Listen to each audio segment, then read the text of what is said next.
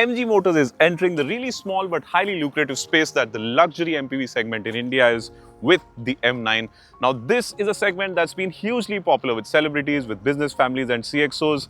But what makes the M9 very interesting here is the fact that not only is this MG's first luxury product for India, it's also the first all-electric luxury MPV in the country. But does this really tick the right boxes? Well, there's only one way to find out.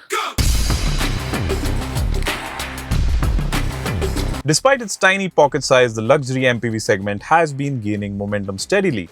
And by launching the M9 as the first product to be sold out of its more premium MG Select dealerships, MG Motor is playing it clever, as the M9's only direct rivals currently are the Kia Carnival Limousine and the Toyota Wellfire.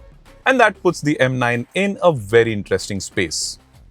First things first, the M9 is really large. In fact, this is now the longest MPV on sale in India, as the overall length is just under 5.3 meters. It is 2 meters wide, while the wheelbase is exactly 3.2 meters. And for quick reference, the overall length actually makes it longer than the Mercedes-Benz GLS. And of course, it is longer than the Toyota Wellfire, which is its direct rival to say so.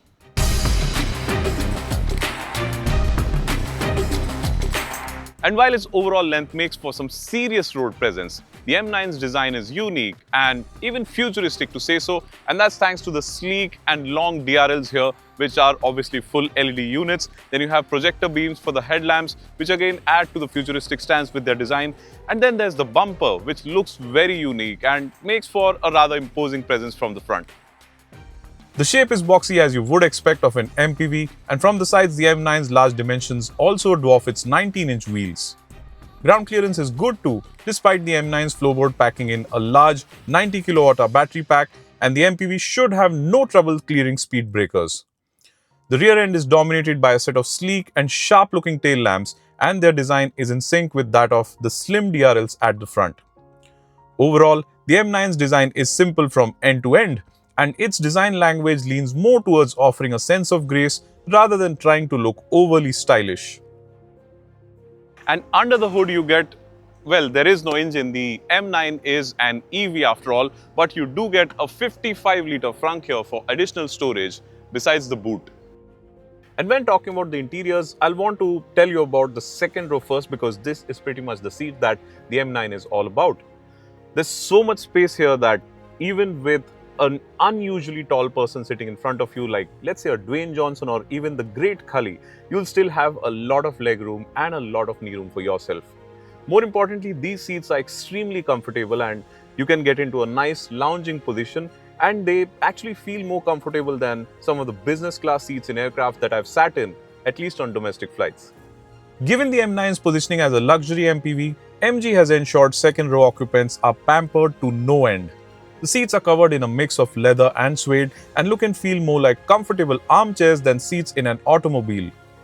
The design and finish offers a great sense of luxury besides adding to comfort, and you also get a lot of dedicated controls, all accessed via the touchscreen on the armrest.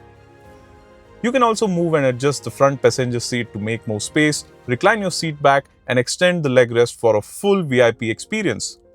The M9's second row seats are thus its biggest highlights, and like I mentioned, these are proper business class seats for traveling on tarmac.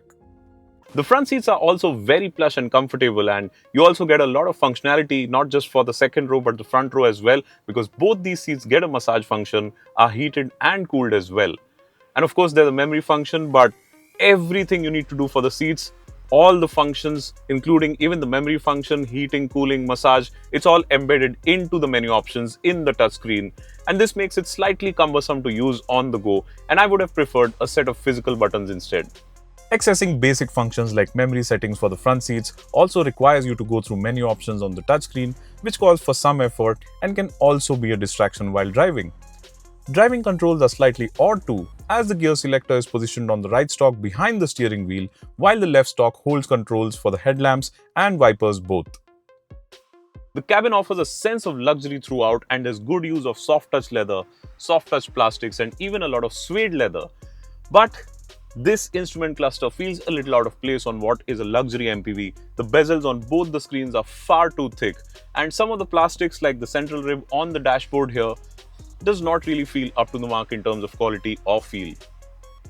The main infotainment screen is a 12.3-inch touchscreen that sits on the dashboard, but despite its size, the screen looks a little too small on the M9's large dashboard. The instrument cluster display is a 7-inch unit and looks even smaller and very out of place on an MPV as large and as premium as the M9. That said, space and comfort reign supreme in the cabin, and apart from the fact that some of the trims could have been of a better quality, the M9's interiors offer the intended feel of being a large, luxury vehicle meant to impress buyers with deep pockets. As you would expect, there's tons of features on offer in the M9. I mean, level 2 ADAS, electric functions for everything, touchscreen oriented programming for all the functions in the car. These are just part of the package. More importantly, it's the second row seat that actually lets you control a lot of functions in the car.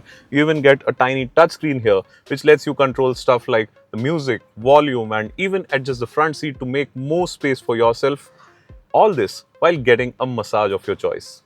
Second row occupants get 16-way power adjust along with heating, ventilation, and as many as 8 massage functions. This is besides dedicated climate control, a separate panoramic sunroof for the second and third rows, and a crisp-sounding JBL music system with 13 speakers. And as you would expect in a luxury MPV, the rear doors obviously are operated electrically. You even get a set of buttons besides the door handles here.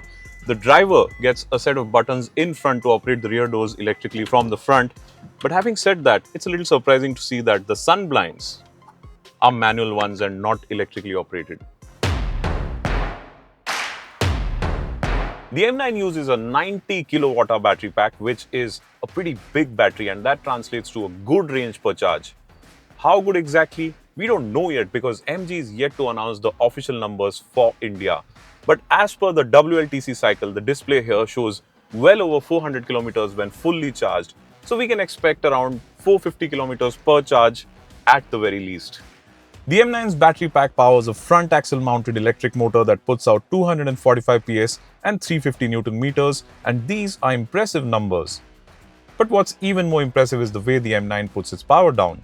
Unlike most EVs, where there's an instant thrust which can be unsettling for occupants, given its positioning as a chauffeur-driven luxury vehicle, the M9 puts its power down progressively to ensure second-row occupants stay comfortable. That said, power delivery is strong and acceleration linear, resulting in impressive performance. You also get driving modes like normal, eco, and sport, which tailor performance depending on the mode chosen, and overall, performance, irrespective of how you drive, is tuned for comfort. Given its positioning, the M9 focuses on offering a very plush ride quality, and the suspension's ability to soak up potholes and undulations is quite impressive. But having said that, there is a bit of a wallowy feel when making quick changes like moving lanes or just quick directional changes. So yes, it can unsettle you, but in a straight line, the M9 feels very comfortable, stays planted, and holds the line, especially when barreling down a highway at, let's say, a speed of 100 kilometers an hour. This should enable for excellent mile-munching abilities, especially on longer drives on highways and open roads. Its suspension also lets the M9 soak up undulations at highway speeds well, and overall, there is a likable feel to the M9's road manners. Expectedly, given its size, the M9 calls for a bit of planning when changing lanes or going around corners, but with that said, it feels confident at all times. It's interesting to see MG Motors attempt to step away from its current image of a mass-market car maker and get ambitious in the Indian market. With the M9, which we expect to be priced around 75 to 80 lakh rupees ex-showroom, MG is aiming to take on the Kia Carnival and Toyota Wellfire both, and also carve its own niche in the luxury vehicle segment. And as a product, the M9 is certainly up for the job. MG Motors will be celebrating its 6th anniversary in India shortly, and the M9 here is quite the launch for it to do so. I say that because besides its petrol and diesel SUVs, MG has also carved quite a niche for itself as a successful EV maker, having launched products like the ZS EV, the Comet, and more recently the Windsor, which has been quick to become India's best-selling EV. And the M9 here is not just a follow-up to those products, it's also an excellent example of the wide spectrum that MG has to offer when it comes to electric vehicles. So if you are somebody who hobnobs with pastry celebrities, or if you are somebody who's looking for a set of wheels that are quiet and luxurious to be driven to your chartered jet in, the M9 could be a good choice for you.